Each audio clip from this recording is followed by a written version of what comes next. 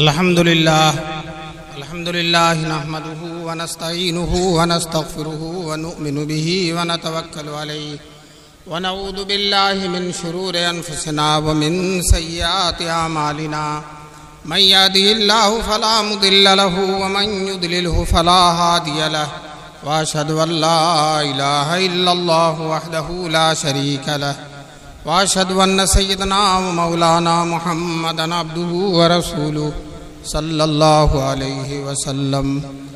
أعوذ بالله من الشيطان الرجيم.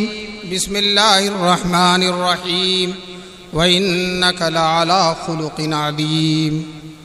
صدق الله العلي العظيم. وقال النبي صلى الله عليه وسلم إنما بعثت لأتمم مكارم الأخلاق أو كما قال النبي صلى الله عليه وسلم. وعن أنس رضي الله تعالى عنه قال كان رسول الله صلى الله عليه وسلم أحسن الناس خلقا. صدر سلطان مدینہ، وہ جس کے کفے پاک پسینہ گل قدے فردوس کی شبنم صلی اللہ علیہ وسلم. بندہ اور خدا سے واصل، بندہ اور خدا سے واصل، خاکی اور انوار کا حامل، امی اور اسرار کا محرم صلی اللہ علیہ وسلم. راہ میں کانٹے جس نے بچھائے، راہ میں کانٹے جس نے بچھائے، گالی دی پتھر برسائے، ان پر چھڑکی پیار کی شبنم صلی اللہ علیہ وسلم. حضرت صدر جلسہ، معزز اور محترم علماء کرام، محترم بزرگوں اور دوستوں، نوجوانان ملت، عزیز طلباء، یہ بڑا ہی اہم اور مسرت کا موقع ہے کہ اللہ تبارک تعالیٰ نے ہم سب کو اس عظیم الشان سیرت کانفرنس میں شریک ہونے کا موقع نصیب فرمایا. یہ جلسہ بڑا اہم ہے، سال ہر سال سے چل رہا ہے. بزرگوں نے، اللہ والوں نے اس کو بڑی اہمیت دی ہے، اور بڑے بڑے لوگ بڑی اہمیت کے ساتھ اس اجلاس میں شریک ہوتے تھے. اللہ تبارک تعالیٰ اس اجلاس کو قیامت تک اسی طرح سے آن و بان و شان کے ساتھ قائم رکھے. میں نے آپ کے سامنے قرآن کریم کی آیت اور جناب رسول پاک صلی اللہ علیہ وسلم کی حدیث پڑھی ہے. آیت میں اللہ تبارک تعالیٰ نے جناب رسول پاک صلی اللہ علیہ وسلم کی سیرت بیان فرمائی. غور کی بات ہے، حضور کی سیرت اللہ تبارک تعالیٰ بیان فرما رہے ہیں. مجھے اس موقع پر مولانا ابو الوفا صاحب شاہجہاں پوری رحمۃ اللہ علیہ کا شعر یاد آ رہا ہے. خدا خود جن کا شہدا ہو انہیں کہیے تو کیا کہیے، خدا خود جن کا شہدا ہو انہیں کہیے تو کیا کہیے، خدا تو کہہ نہیں سکتے ہو محبوب خدا کہیے. اللہ تبارک تعالیٰ اپنے محبوب کے اخلاق کو بیان فرماتے ہیں. وَإِنَّكَ لَعَلَىٰ خُلُقٍ عَظِيمٍ. بے شک اے نبی صلی اللہ علیہ وسلم، آپ اخلاق کے بڑے اونچے مقام پر فائز ہیں. اخلاق کے مالک نے، اخلاق بنانے والے نے جناب رسول پاک صلی اللہ علیہ وسلم کے اخلاق کی صرف یہی نہیں کی تعریف کی، بلکہ یہ کہا میں نے اخلاق کو جتنا اونچا بنایا، آپ ان سارے مقامات کو آپ حامل ہیں اور ساری بلندیوں کو آپ نے حاصل کر لیا ہے. یہ اللہ تبارک تعالیٰ نے رسول پاک صلی اللہ علیہ وسلم کی سیرت بیان فرمائی. چنانچہ آپ صلی اللہ علیہ وسلم کے اخلاق جو سیرت کی کتابوں میں ہم پڑھتے ہیں عظیم ہیں. آپ صلی اللہ علیہ وسلم جب کسی سے ملتے ہیں مسکرا کر ملتے ہیں. ایسا نہیں ہے کہ کسی اہم سے اہم مصروفیت میں ہو اور سامنے والا آئے اور آپ صلی اللہ علیہ وسلم سے ملے اور آپ مسکرا کر نہ ملے. چنانچہ صحابہ کرام کہتے ہیں ہم اپنے گھروں میں رہتے تھے، رنج و غم میں ڈوبے ہوئے ہوتے تھے، پریشانیاں ہوتی تھیں، طبیعت میں کبیدگی ہوتی تھی، لیکن جب ہم رسول پاک صلی اللہ علیہ وسلم کی خدمت میں آ جاتے تھے حضور سے مصافحہ کر لیتے تھے اور حضور مسکرا کر مل دیتے تھے اور ہماری خیریت معلوم کر لیتے تھے، ہمارا سارا رنج و غم ختم ہو جاتا تھا۔ حضور صلی اللہ علیہ وسلم کا مسکرانا، آپ صلی اللہ علیہ وسلم کے چہرے کا حسن ایسا حسن ہے کہ اللہ تبارک تعالیٰ نے اپنے بعد ایسا حسن پیدا ہی نہیں کیا۔ اور پھر دانت، حضور صلی اللہ علیہ وسلم کے صحابہ کرام کہتے ہیں جب آپ مسکراتے تھے دانت سامنے دانت کھلتا تھا تو دیواروں پر دانت کی چمک پڑتی تھی، دیواروں پر دانت کی تجلی اور دانت کا عکس پڑتا تھا، تو وہ دندان مبارک رسول پاک صلی اللہ علیہ وسلم کھولتے اور مسکرا دیتے، سامنے والے کا دل باغ باغ ہو جاتا تھا۔ اسی طرح سے جب کسی سے مصافحہ کرتے تھے رسول پاک صلی اللہ علیہ وسلم 2 ہاتھ سے مصافحہ کرتے تھے، اور جب تک سامنے والا اپنا ہاتھ نہیں کھینچتا تھا تب تک رسول پاک صلی اللہ علیہ وسلم اپنا ہاتھ نہیں کھینچتے، پورے طور پر مصافحہ کرتے تھے، مکمل ہاتھ لگاتے، اور سامنے والا جب تک ہاتھ نہیں کھینچتا تھا رسول پاک صلی اللہ علیہ وسلم اپنا ہاتھ نہیں کھینچتے۔ حالانکہ حضور صلی اللہ علیہ وسلم سے زیادہ اس کائنات میں کوئی مصروف نہیں ہے، آپ سے زیادہ کسی کے ذمہ داریاں نہیں ہیں، کام نہیں ہیں، رات دن آپ کے ذمے اللہ تبارک تعالیٰ کی طرف سے ذمہ داریاں عائد ہیں۔ دن میں تبلیغ ہے، لوگوں کو سمجھانا ہے، مسئلے مسائل بتلانے، مشورہ دینا، بہت سارے کام ہیں۔ ان لک فی النہار سبحا طویلا، اور رات میں اللہ کے حضور لمبی لمبی نمازیں پڑھنی ہیں۔ اتنی مصروفیت کے باوجود رسول پاک صلی اللہ علیہ وسلم جب تک سامنے والا ہاتھ نہیں کھینچتا تھا تب تک اپنا ہاتھ نہیں کھینچتے۔ دوستو، آج آدمی مصروف ہوتا ہے تو ایک ہی ہاتھ سے کر لیتا ہے، بعض لوگ زیادہ مصروف ہوتے ہیں تو 2-4 انگلیوں ہی سے مصافحہ کر لیتے ہیں، اور زیادہ ہوتا تو اعلان ہو جاتا ہے آج حضرت بہت مشغول ہیں، آج مصافحہ نہیں ہوگا۔ لیکن رسول پاک صلی اللہ علیہ وسلم کا حال، ہر ایک سے مصافحہ کرتے ہیں، مسکرا کر ملتے ہیں، اور جس سے گفتگو کرتے ہیں پورے طور پر اس سے متوجہ ہوتے ہیں۔ جب کوئی آتا ہے آپ سے گفتگو کرتا ہے تو یہ نہیں کہ ان سے بھی بات کریں، ان سے بھی بات کریں، ان سے جو بات شروع جس نے کر دیا پورے طور پر اس کی بات سنتے تھے اور پورے طور پر اس کی طرف متوجہ ہوتے تھے، ادھر ادھر نہیں کرتے تھے۔ آج کل موبائل نے ہم سے اس سنت کو چھین لیا، آدمی آتا ہے گفتگو کرتا اور آپ موبائل میں مشغول ہیں، ہوتا ہے نا، موبائل میں مشغول ہیں۔ تو یہ رسول پاک صلی اللہ علیہ وسلم کی سنت ہے کہ جب آپ سے کوئی گفتگو کرتا پورے طور پر اس کی بات سنتے، آنے والے کا دل خوش ہو جاتا تھا کہ میں کسی کے سامنے آیا ہوں جس نے میرے آنے کو اہمیت دی ہے، میرے آنے کی قدر کی ہے۔ دوستو، حضور صلی اللہ علیہ وسلم کا منشا اور مقصد یہ ہوتا تھا کہ کسی کو مجھ سے کبیدگی نہ ہو، کسی کو مجھ سے تکلیف نہ پہنچے، کسی کا دل مجھ سے زخمی نہ ہو، کسی کی امیدوں پر میرے پاس آنے کے بعد پانی نہ پھر جائے۔ رسول پاک صلی اللہ علیہ وسلم اس کی پوری کوشش فرماتے تھے۔ چنانچہ جو ہے آپ صلی اللہ علیہ وسلم کا یہ بھی معمول ہے کہ سامنے والے سے مزاح فرما دیتے ہیں۔ مزاح کہتے ہیں ایسی گفتگو کو کہ جس سے سامنے والے کا دل خوش ہو جائے اور کوئی تنقید بھی نہ ہو، اس کی عیب جوئی بھی نہ ہو، اس کی دل شکنی بھی نہ ہو، اس کی طبیعت اور مزاج کے خلاف کوئی بات نہ ہو اور اس کا دل خوش ہو جائے۔ حضرت انس حضور صلی اللہ علیہ وسلم کے خادم ہیں۔ ایک دن حضور صلی اللہ علیہ وسلم حضرت انس سے کہنے لگے، انس نہیں کہا اے 2 کان والے، حالانکہ ہر ایک کے 2 کان ہوتے ہیں۔ تو حضرت انس کو کوئی تکلیف نہیں، طبیعت خوش ہو گئی، اور نبی پاک صلی اللہ علیہ وسلم اپنے صحابہ کو اچھے سے اچھے نام سے، ان کا جو لقب ہوتا تھا، ان کی جو اچھی کنیت ہوتی تھی، اس نام سے ان کو پکارتے تھے۔ اور جو ہے ابو بکر صدیق، عمر فاروق، جو ان کا لقب ہوتا تھا، جس سے ان کا اعزاز ہوتا تھا، وہی الفاظ استعمال فرماتے تھے رسول پاک صلی اللہ علیہ وسلم۔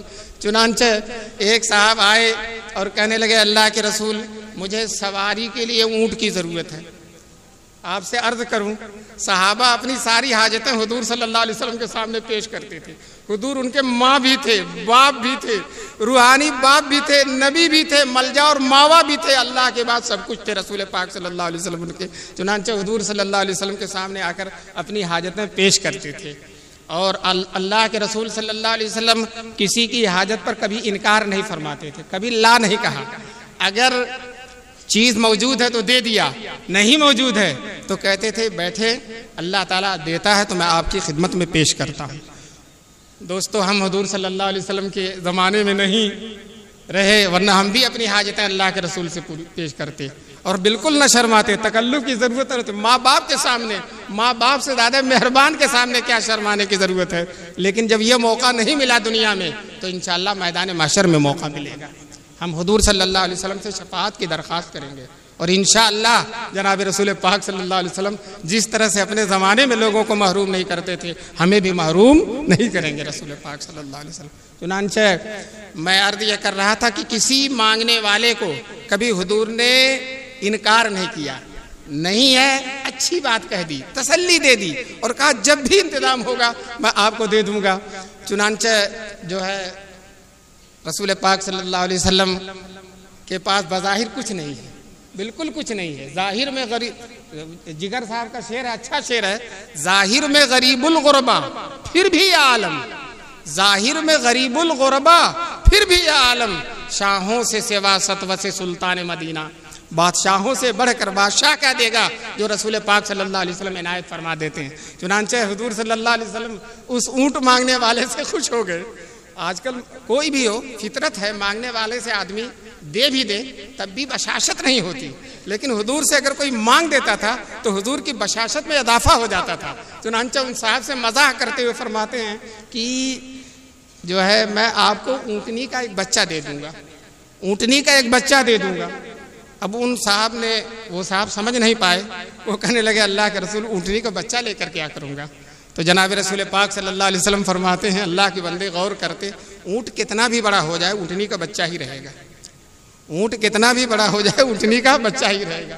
نماز پڑھنے کے لیے رسول پاک صلی اللہ علیہ وسلم جا رہے تھے، راستے میں آپ کی پھوپھی حضرت صفیہ مل گئی۔ حضرت صفیہ نے سوچا موقع غنیمت ہے، بھتیجا مل گیا ہے، چنانچہ انہوں نے کہا اس سے بہترین دعا کرا لو۔ کہنے لگیں بھتیجے دعا کر دو کہ اللہ تعالیٰ تمہاری بوڑھی پھوپھی کو جنت نصیب فرما دے، جنت دے دیں۔ تو حضور نے کہا پھوپھی، بوڑھی عورتیں جنت میں نہیں جائیں گی، بوڑھی عورتیں جنت میں نہیں جائیں گی۔ یہ کہہ کر رسول پاک صلی اللہ علیہ وسلم نماز پڑھنے چلے گئے، اور نماز پڑھ کر آئے تو ام المومنین حضرت عائشہ صدیقہ رضی اللہ تعالیٰ عنہا نے کہا اللہ کے رسول پھوپھی کو آپ نے کیا کہہ دیا؟ پھوپھی کھڑی ہوئی وہیں رو رہی ہیں۔ حضور صلی اللہ علیہ وسلم تشریف لائے، کہا پھوپھی کیوں رو رہی ہیں؟ کہا روؤں گی نہیں تو کیا ہنسوں گی؟ جب بوڑھی عورتیں جنت میں نہیں جائیں گی تو میرا تو کام رونا ہی ہے، مجھے میرے لیے ہنسنے کا تو کوئی موقع ہی نہیں۔ تو حضور صلی اللہ علیہ وسلم نے کہا پھوپھی آپ 72 سال کی بوڑھی ہو کر نہیں 33 سال کی جوان ہو کر جنت میں جائیں گی۔ پھوپھی کا دل خوش ہو گیا۔ حضرت جابر ایک بہت چھوٹی عمر کے صحابی ہیں، بہت کم، شادی ابھی ہوئی اور جہاد کا اعلان ہو گیا، وہ شادی کے بعد فوراً جہاد میں حضور صلی اللہ علیہ وسلم کے ساتھ چل دیے۔ جب جہاد سے فارغ ہو کر لوٹتے ہیں، راستے میں سب لوگ آ رہے ہیں اطمینان سے، اور جابر اپنی سواری بڑی تیز ہانک رہے ہیں، بہت تیز، جلدی جلدی جا رہے ہیں۔ حضور صلی اللہ علیہ وسلم نے پوچھا جابر اتنی جلدی کیوں ہے؟ تو حضرت جابر نے کہا اللہ کے رسول شادی کی تھی اور شادی کر کے فوراً آ گیا، گھر والوں سے ملاقات کا بھی موقع نہیں ملا، تو اسی شوق و رغبت میں تیز جا رہا ہوں۔ حضور نے کہا اچھا تم نے شادی کی؟ یہ بتاؤ آج کل اگر زمانہ ہوتا اور ہمارا کوئی بڑا بزرگ ہوتا تو کہتا شادی کی مجھے بتایا بھی نہیں، شادی کی مجھے بتایا بھی نہیں، مجھے کارڈ بھی نہیں دیا، مجھے بتایا بھی نہیں۔ لیکن رسول پاک صلی اللہ علیہ وسلم نے کچھ نہیں فرمایا، کہا یہ بتاؤ بڑی عمر کی عورت سے شادی کی ہے یا کم عمر کی عورت سے شادی کی؟ دیکھ رہے ہیں کتنا مزاح فرما رہے ہیں کہ جیسے ساتھیوں میں گھل مل کر رہتے ہیں، ایک دم گھل مل کر، کوئی امتیاز نہیں، نہ گفتگو میں امتیاز ہے، نہ نشست میں امتیاز، نہ چلنے پھرنے میں امتیاز ہے۔ نیا آدمی آ کر پوچھتا ہے کہ آپ میں محمد کون ہے، بالکل سب کے بیچ میں بیٹھے ہوئے، کوئی امتیاز ہی نہیں رسول پاک صلی اللہ علیہ وسلم۔ چنانچہ جو ہے حضرت جابر نے کہا اللہ کے رسول بڑی عمر کی عورت سے شادی کی ہے، تو حضور صلی اللہ علیہ وسلم فرماتے ہیں کم عمر کی عورت سے شادی کرتے اپنی عمر کی، وہ تم سے کھیلتی تم اس سے کھیلتے، بڑی عمر کی عورت سے کیوں شادی کر لی ہے؟ میں تفصیل اس لیے بتلا رہا ہوں کہ حضور کے اخلاق دیکھیے، صحابہ سے کیسا گھل مل کر گفتگو کر رہے ہیں، کوئی بڑائی نہیں ہے اور کوئی اپنی عظمت نہیں ہے، چنانچہ کا احساس نہیں ہے۔ چنانچہ حضرت جابر نے کہا اللہ کے رسول بڑی عمر کی عورت سے اس لیے شادی کی ہے کہ والد صاحب کا انتقال ہوا، 7 بہنیں چھوڑ کر گئے ہیں، اور انہی جیسی ایک اور لا کر بیٹھا دیتا تو ان کی تربیت کون کرتا؟ ان کی شادی بیاہ کے انتظامات کون کرتا؟ اس لیے میں نے بڑی عمر کی عورت سے شادی کی ہے۔ حضور صلی اللہ علیہ وسلم فرماتے ہیں کہ بہت اچھا کیا، تم نے بہت اچھا کیا۔ تو دیکھیے ایک ایک چیز میں صحابہ کرام فرماتے ہیں، حدیثوں میں بھی آتا ہے کہ حضور کان یتفقد اصحابہ، اپنے صحابہ کی کھوج کرتے تھے، خبر گیری کرتے تھے، ایک ایک پر نظر رکھتے تھے، ایک ایک کی حاجت کو سمجھتے تھے، اور ایک ایک پر آپ صلی اللہ علیہ وسلم کی نظر رحمت تھی۔ بخاری شریف کی روایت میں ہے کہ مسجد میں ایک آدمی کہیں اور کا تھا، مدینے کا نہیں تھا، مسجد ہی میں رہتا تھا، جھاڑو وغیرہ دے دیا کرتا تھا، اور ایک دن رات میں ان کا انتقال ہو گیا۔ صحابہ کرام نے سوچا حضور کی نیند میں خلل ڈالنا مناسب نہیں ہے، چنانچہ رات ہی میں لے جا کر ان کو دفن کر دیا۔ صبح جب فجر کی نماز کے لیے آئے رسول پاک صلی اللہ علیہ وسلم تو آپ ایک نظر سارے صحابہ پر ڈال لیتے تھے، چنانچہ ان صاحب کو نہیں دیکھا جو بہت غریب تھے، غریب الدیار تھے، مسجد میں جھاڑو دیتے تھے، جن کا مدینے میں کوئی نہیں تھا۔ چنانچہ رسول پاک صلی اللہ علیہ وسلم نے نماز کے بعد سوال کیا، وہ صاحب کہاں ہیں؟ وہ صاحب کہاں ہیں جو جھاڑو دیا کرتے تھے؟ لوگوں نے کہا اللہ کے رسول ان کا تو انتقال ہو گیا اور ہم نے رات میں دفن کر دیا، اور آپ کو زحمت دینی ہم نے مناسب نہیں سمجھی۔ راوی کہتے ہیں حضور صلی اللہ علیہ وسلم پر رنج و غم کی ایسی کیفیت طاری ہوئی، آپ کا چہرہ سرخ ہو گیا، ایسا رنج ہم نے حضور کو نہیں دیکھا تھا۔ حضور نے کہا مجھے کیوں نہیں خبر کیا، کیوں نہیں خبر کیا؟ دوستو، لوگوں نے اس لائق نہیں سمجھا تھا کہ حضور کو خبر کریں، اور حضور کی نگاہ میں وہ اتنے اہم ہیں کہ ان کے جنازے میں شریک نہ ہونے کو حضور اپنے لیے باعث محرومی، باعث رنج و غم سمجھ رہے ہیں۔ چنانچہ فوراً جاتے ہیں ان کے مزار پر اور دعائے مغفرت کرتے ہیں اور ایصال ثواب کرتے ہیں، اور جنازے میں شریک نہ ہونے کی تلافی کرتے ہیں۔ فارسی شاعر نے کس مست انداز میں کہا، وہ کہتا ہے کششے کی عشق دارد نہ گزارتت بدیساں، عشق جو کشش رکھتا ہے وہ چھوڑے گا نہیں، بجنازہ گر نہ آئی بمزار خواہی آمد، جنازے پر اگر نہیں آئیں گے تو مزار پر آئیں گے۔ دوستو، اللہ کے رسول صلی اللہ علیہ وسلم کے اخلاق، آج کل لوگوں میں تحمل کی کمی بہت زیادہ ہے، تحمل، اور ہمارے حضور صلی اللہ علیہ وسلم کی اہم خصوصیات میں سے خصوصیت تحمل تھی۔ آپ صلی اللہ علیہ وسلم کو جتنی ایذائیں دی گئیں، جتنا آپ کی طبیعت کے خلاف کیا گیا، جتنا آپ کو ستایا گیا، جتنا آپ کے دل کو زخمی کیا گیا، لیکن قابو پانے کے باوجود بھی رسول پاک صلی اللہ علیہ وسلم نے ان ستانے والوں سے کوئی بدلہ نہیں لیا، کسی سے بدلہ نہیں لیا۔ مکے کے لوگوں نے حضور کو مکے سے نکلنے پر مجبور کیا، مدینے میں بھی سکون سے نہیں رہنے دیا، وہاں بھی لشکر لے لے کے پہنچتے تھے اور تکلیفیں پہنچاتے تھے، گالیاں بکتے تھے، آپ کے صحابہ کو قتل کرتے تھے، آپ کو ستاتے تھے، طرح طرح سے ستایا، اور آخر میں تو یہ کر دیا پورے عرب کو للکار کر حضور کے خلاف مدینہ لے گئے۔ غزوہ احزاب میں پورے عرب کے سارے قبائل کو لے گئے، لیکن چند سال کے بعد جب حضور صلی اللہ علیہ وسلم مکہ فتح کرتے ہیں تو وہ سارے کے سارے دشمن جنہوں نے ساری حرکتیں کی تھی رسول پاک صلی اللہ علیہ وسلم کے ساتھ، وہ سارے دشمن حضور کے سامنے لا کر بیٹھے ہیں۔ حضور ان سے سوال کرتے ہیں میں تمہارے ساتھ کیا معاملہ کیا جائے؟ تو ان لوگوں نے کہا آپ کریم ابن کریم ہیں، آپ بھی کریم ہیں، اور آپ کے باپ بھی، آبا اجداد بھی کریم تھے، آپ سے ہم کو خیر ہی کی امید ہے۔ حضور نے ایک لفظ سب کو معاف کر دی، اذهبوا انتم الطلقاء، جاؤ تم سب کے سب، تم کو میں آزاد کرتا ہوں اور میں کسی سے بدلہ نہیں لیتا، سب کو معاف کر دیا۔ دوستو، اس جم غفیر کو معاف کرنے کی مثال ایک دو دشمن کو کوئی نہیں معاف کر سکتا، دشمنوں کے مجموعے کو اور بڑے سے بڑے دشمنوں کو رسول پاک صلی اللہ علیہ وسلم نے ایک نظر میں معاف کر دیا۔ ایک صاحب آئے، حضور صلی اللہ علیہ وسلم کے گلے میں چادر ڈال دیا، حضور کے گلے میں پھندا ڈال کر کھینچنے لگے اللہ کے رسول کو، اور کہنے لگے اللہ کے مال میں سے مجھے دیجیے، اللہ کے مال میں سے مجھے دیجیے، اور میری دونوں اونٹنیوں پر سامان لاد دیجیے۔ 2 اونٹنی لے کر آیا تھا، دونوں اونٹنیوں پر، اور یہ بھی کہا یہ آپ کا مال نہیں ہے، آپ کے باپ کا مال نہیں، اسی طرح حضور کے سامنے کہا اللہ کا مال ہے۔ حضور صلی اللہ علیہ وسلم نے مسکراتے ہوئے کہا آپ سے تو بدلہ لیا جائے گا، آپ نے جو گلے میں میرے پھندا ڈال کر کھینچا، گلے میں داغ ہو گیا، آپ سے تو بدلہ لیا جائے گا۔ مزاح میں کہا حضور نے، ان صاحب نے کہا ہرگز نہیں لیا جائے گا، ہرگز نہیں لیا جائے گا بدلہ۔ تو حضور نے کہا آپ ایسا کیوں کہہ رہے ہیں کہ ہرگز؟ تو کہنے لگے آپ معاف کرنے والے، کہتا ہے آپ معاف کرنے والے ہیں۔ حضور صلی اللہ علیہ وسلم نے کہا ان کی دونوں اونٹنیوں کو لاد دو، ایک اونٹنی پر جو لاد دو اور ایک اونٹنی پر کھجور لاد دو، بھر دو، ان کو واپس کر دو۔ دوستو دشمنوں کے ساتھ یہ معاملہ ہے، اپنے ستانے والوں کے ساتھ یہ معاملہ ہے۔ اسی طرح سے ایک صاحب آئے اور کہنے لگے اللہ کے رسول جو ہے مجھے آپ مال دیجئے۔ حضور صلی اللہ علیہ وسلم نے جو مانگا تھا دے دیا، جو کہا انہوں نے دے دیا۔ پھر حضور نے کہا کہ تمہارے ساتھ اچھا کیا گیا کہ نہیں؟ کہنے لگے نہیں کیا گیا۔ دے دیا پھر بھی کہتے ہیں تمہارے ساتھ اچھا معاملہ ہوا کہ نہیں ہوا؟ کہتا نہیں ہوا۔ تو صحابہ کو ذرا سا تیش آ گیا، صحابہ کچھ اٹھ کر اس کو دھمکانے لگے۔ حضور صلی اللہ علیہ وسلم نے ان سے کہا چلو میرے گھر، چنانچہ اپنے گھر لے گئے اور مال لا کر گھر میں سے ان کو دے دیا اور کہا کہ بتاؤ اب تمہارے ساتھ اچھا سلوک کیا گیا کہ نہیں؟ کہنے لگے اب کیا گیا۔ پھر کہا دیکھو تمہاری بات سے صحابہ کو بہت رنج ہے، میرے ساتھیوں کو بہت تکلیف ہے، ان کے سامنے چل کر کہہ دو کہ آپ میرے ساتھ اچھا سلوک کیا گیا تاکہ ان کی طبیعت مطمئن ہو جائے۔ چنانچہ وہ آدمی آیا لوگوں کے پاس اور کہنے لگا لوگوں انہوں نے میرے ساتھ بڑا اچھا سلوک کیا، میں ان سے مطمئن ہو گیا، بہت اچھا سلوک کیا۔ پھر حضور صلی اللہ علیہ وسلم نے کہا مثال دیا کہ اس کی مثال اور میری مثال ایک شخص کی اونٹنی کی طرح ہے۔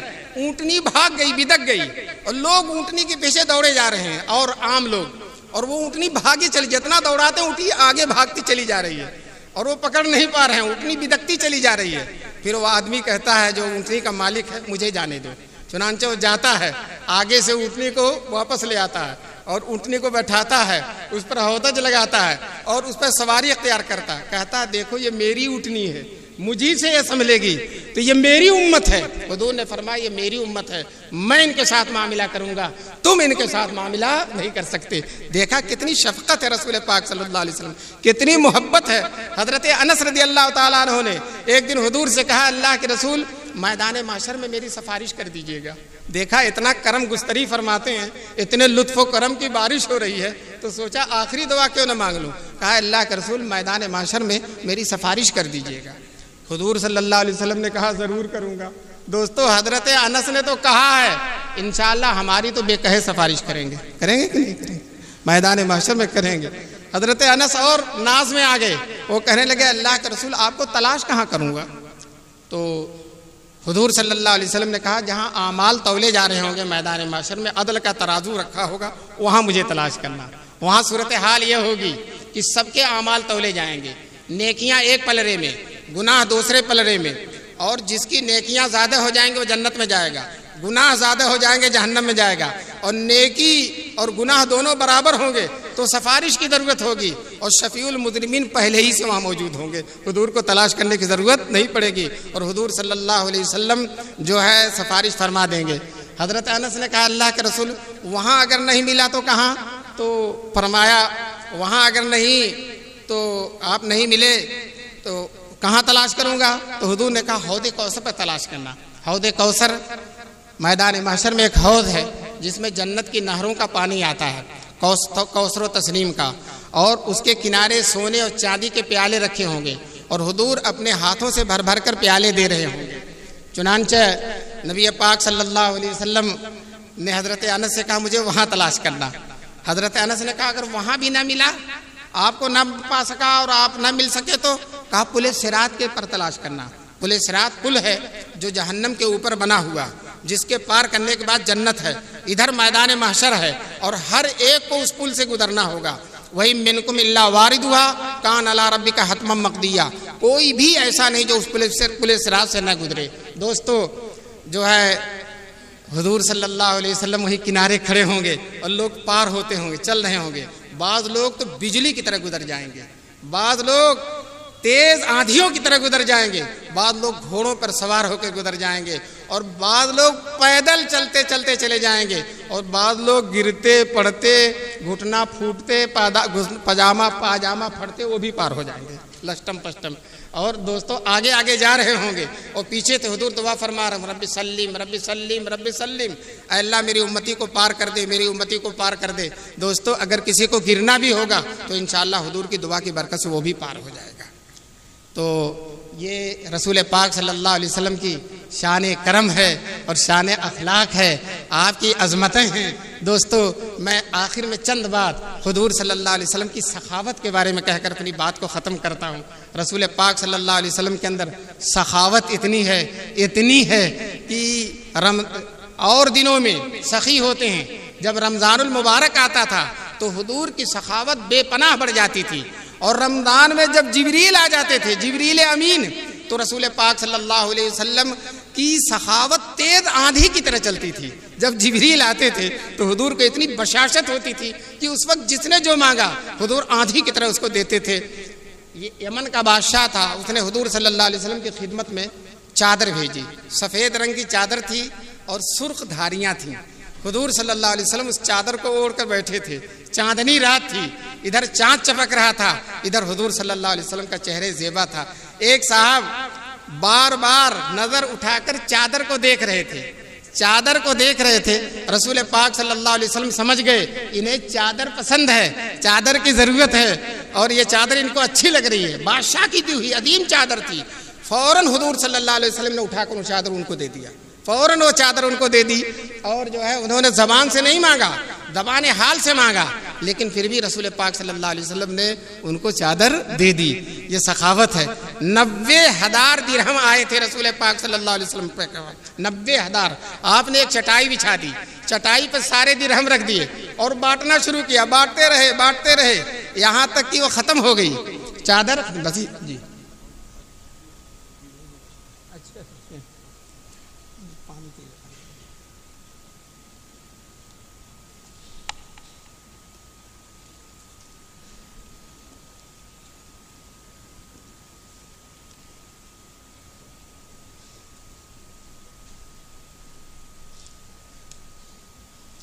ہاں، میں عرض یہ کر رہا تھا کہ انہوں نے زبان حال سے مانگا اور رسول پاک صلی اللہ علیہ وسلم نے یہ چادر والا واقعہ سنا رہا تھا نہیں، وہ آپ کو چٹائی بچھا دی گئی اور اس پر درہم دینار رکھ دیا، اور آپ صلی اللہ علیہ وسلم اسے تقسیم کر رہے ہیں۔ تقسیم کرتے کرتے جب ختم ہو گیا تو آخر میں ایک آدمی آئے۔ بہت سے لوگ کاہل ہوتے ہیں، ہر چیز میں دیر میں پہنچتے ہیں، یہاں اتنا تقسیم ہو رہا ہے اور وہ بالکل آخر میں آئے جب سب ختم ہو چکا۔ تو حضور صلی اللہ علیہ وسلم سے آ کر انہوں نے سوال کیا، اللہ کے رسول میرا بھی حصہ چاہیے، مجھے بھی کچھ چاہیے۔ سب ختم ہو گیا تھا۔ حضور صلی اللہ علیہ وسلم نے کہا کہ اب تو کچھ رہ نہیں گیا ہے، ایسا کیجئے آپ میرے نام پر ادھار لے لیجئے کہیں سے، اور جب پیسہ آئے گا میں دے دوں گا۔ حضور نے ان سے یہ کہا۔ تو حضرت عمر وہاں موجود تھے، اصولی انسان تھے۔ حضرت عمر نے کہا، اللہ کے رسول جو آپ کے بس میں نہیں اس کے آپ مکلف نہیں ہیں، جس پر آپ قادر نہیں ہیں، آپ کو جب پیسہ ہے ہی نہیں تو آپ اس سے ادھار کیوں لیوا رہے ہیں؟ تو حضور صلی اللہ علیہ وسلم کو حضرت عمر کی یہ بات زیادہ حضور کو پسند نہیں آئی۔ ایک صحابی نے حضور کا مزاج دیکھ کر کہا، اے اللہ کے رسول انفق ولا تخش من ذی العرش اقلالا، آپ خرچ کیجئے، آسمان والے سے آپ تنگی کا خوف نہ کیجئے، جس طرح سے دے رہا اللہ تعالیٰ آپ کو دیتا رہے گا، آپ دیتے رہیے۔ حضور مسکرانے لگے، یعنی یہ بات حضور کو پسند آئی۔ حضرت عمر کی وہ بات کہ آپ کے اختیار میں نہیں ہے تو کیوں وعدہ کرتے ہیں، وہ پسند نہیں آئی، اور ان صحابی کی بات پسند آئی۔ گویا کہ حضور کے ذوق کے مزاج کے مطابق ہے یہ چیز کہ زیادہ سے زیادہ جو ہے اللہ کے راستے میں لوگوں کو دیا جائے، لوگوں پر خرچ کیا جائے۔ علامہ جو ہے بہت بڑے نحوی ہیں، وہ مبرد، وہ لکھتے ہیں کہ کسرا بادشاہ جو تھا، کسرا، اس نے اپنے وقت کو 4 وقتوں میں تقسیم کیا تھا۔ جب ہوا چلتی تھی تو سوتا تھا، جب ہوا چلتی تھی ٹھنڈی ٹھنڈی تو کسرا سوتا تھا، اور جب بدلی ہوتی تھی تو شکار کرتا تھا، اور جب بارش ہوتی تھی تو لہو و لعب میں مبتلا ہوتا تھا، شراب پیتا تھا، اور جب دھوپ نکلتی تھی تب جا کر حکومت کا کام کرتا تھا۔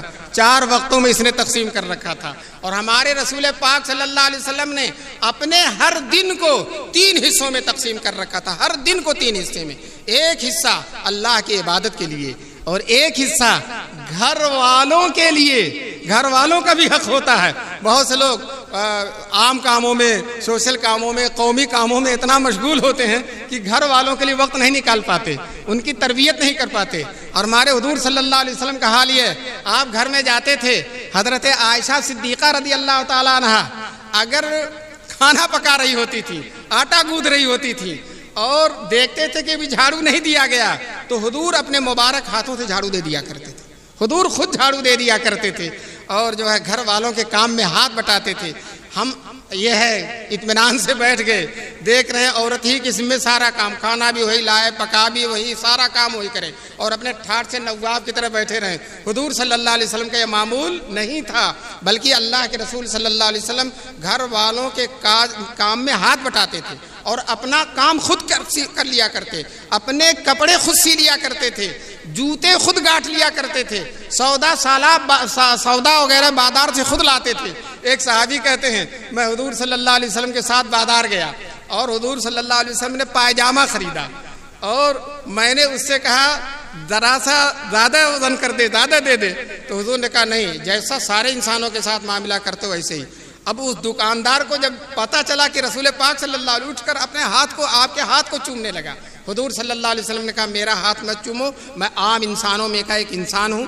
پھر جب سامان خرید کر پاجامہ اور ضروری چیزیں خرید کر چلنے لگے تو وہ صحابی کہنے لگے اللہ کے رسول میں لے چلتا ہوں، جیسا کہ استاد کا سامان شاگرد لے کر چلتے ہیں، مخدوم کا سامان خادم لے کر چلتے ہیں، تو انہوں نے کہا اللہ کے رسول یہ سامان میں لے کر جاؤں گا آپ کا۔ حضور صلی اللہ علیہ وسلم نے کہا نہیں، یہ میرا سامان ہے، میں ہی لے کر جاؤں گا۔ تو میں عرض یہ کر رہا ہوں ایک حصہ اپنے گھر والوں کے لیے لگاتے تھے، 3 حصہ کریں، اور ایک حصہ اپنی ذات کے لیے، اپنے کام کے لیے، لیکن جو حصہ اپنی ذات کے لیے ہوتا تھا وہ اللہ کے بندوں کے لیے وقف کر دیتے تھے، لوگوں کے کام آتے تھے، لوگوں کی ضرورتیں پوری کرتے تھے۔ چنانچہ آپ دیکھیے رسول پاک صلی اللہ علیہ وسلم جب نبی بن کر آئے ہیں، غار حرا میں آپ پر وحی اتری ہے اور آئے ہیں گھبرائے ہوئے ہیں اور اپنی بیوی حضرت خدیجہ سے کہتے ہیں زملونی زملونی، مجھے چادر اڑا دو، مجھے چادر اڑا دو، مجھے اپنی جان کا خطرہ ہے، میں بچوں گا نہیں۔ دوستو کوئی ذمہ داری دے دی جائے آدمی گھبرا جاتا ہے، الجھن میں پڑ جاتا ہے۔ دنیا کی ذمہ داری، یہاں تو ساری کائنات کی، سارے عالم کی ذمہ داری حضور کو دے دی گئی۔ اب آج کے بعد سے کوئی جنت میں جا ہی نہیں سکتا جب تک کہ حضور صلی اللہ علیہ وسلم پر ایمان نہ لائے۔ سارے عالم کی ہدایت آپ کے ذمہ کر دی گئی۔ اتنا بڑا بوجھ ہے قرآن کے اترنے کا کہ آپ صلی اللہ علیہ وسلم گھبرائے ہوئے ہیں اور کہتے ہیں میں ہلاک ہو جاؤں گا، میں بچوں گا نہیں۔ حضرت خدیجہ فرماتی ہیں کلا واللہ لا یخزیک اللہ ابدا، اللہ تعالیٰ آپ کو کبھی برباد نہیں کریں گے۔ کیوں؟ انک لتصل الرحم، آپ صلہ رحمی کرتے ہیں، آپ رشتوں کو جوڑتے ہیں، دور قریب کے رشتہ داروں کے ساتھ اچھا معاملہ کرتے ہیں۔ وتحمل الکل، جو آدمی بوجھل ہوتا ہے، اپنا بوجھ نہیں اٹھا سکتا، آپ اس کے بوجھ کو اٹھاتے ہیں۔ وتقری الضیف، اور آپ مہمان نوازی کرتے ہیں، مہمان نوازی کی شان۔ حبشہ سے کچھ لوگ آئے ہیں رسول پاک صلی اللہ علیہ وسلم کے پاس اور حضور نے ان کو مسجد میں ٹھہرایا، گھر بہت چھوٹا ہے، گھر میں نہیں ٹھہرا سکتے، مسجد میں ٹھہرایا ہے اور حضور نے اپنے گھر ان کی دعوت کی ہے، خود گھر سے دسترخوان لا کر بچھا رہے ہیں، پلیٹیں لا کر رکھ رہے ہیں، کھانے لا کر رکھ رہے ہیں نبی پاک صلی اللہ علیہ وسلم۔ صحابہ کہتے ہیں اللہ کے رسول آپ گھر سے باہر رکھ دیجئے دروازے پر، ہم اٹھا اٹھا کے لگا دیں گے۔ حضور صلی اللہ علیہ وسلم نے کہا نہیں، یہ میرے مہمان ہیں، انہوں نے حبشہ میں میرے صحابہ کی خدمت کی ہے، میں خود اپنے ہاتھ سے ان کی خدمت کروں گا۔ چنانچہ خود لا کر بتائیے، حضور پلیٹ لا رہے ہیں، حضور چمچ لا رہے ہیں، حضور دسترخوان بچھا رہے ہیں، حضور ان کے ہاتھ دھونے کا انتظام کر رہے ہیں۔ تو فرمایا حضرت خدیجہ نے انک لتقری الضیف، آپ مہمان نوازی کرتے ہیں۔ وتعین علی نوائب الحق، اور لوگوں پر جو مصیبتیں آتی ہیں دربار الہی سے، اللہ کی طرف سے زلزلہ آ گیا، طوفان آ گیا، قحط سالی ہو گئی، تو آپ لوگوں کی مدد کرتے ہیں، اور جو شخص یہ کام کرتا ہے اللہ تعالیٰ اس کو ضائع نہیں کرتے۔ دوستو جس جمعیت کے تحت اجلاس ہو رہا ہے جمعیت علماء ہند، ماشاء اللہ حضور کی ان ساری صفات کی جمعیت علماء بھی حامل ہے کہ نہیں؟ انشاءاللہ ثم انشاءاللہ قیامت تک اللہ تعالیٰ جمعیت علماء کو بھی ضائع نہیں فرمائے گا۔ جہاں زلزلہ آیا جمعیت علماء ہند، جہاں طوفان آیا جمعیت علماء ہند، جہاں مشکلات آئی جمعیت علماء ہند، جہاں قیدی ہو گیا جمعیت علماء ہند۔ دوستو یہ حضور کی ادائیں ہیں جو اکابر جمعیت علماء نے اپنے اندر لی اپنی زندگی کے اندر، اور اللہ نے ان کو کامیاب کیا، سرخرو کیا، اور آج بھی الحمدللہ ان کے اخلاق اسی نقش قدم پر چل رہے ہیں۔ انشاءاللہ اللہ تعالیٰ ان کو بھی سرخرو فرمائیں گے۔ یہ حضور کی صفات ہیں، حضور کی عادتیں ہیں۔ اللہ تعالی ہم سب لوگوں کو حضور کی صفات اور عادتوں کو اختیار کرنے کی توفیق نصیب فرمائیں۔ وآخر دعوانا ان الحمد للہ رب العالمین۔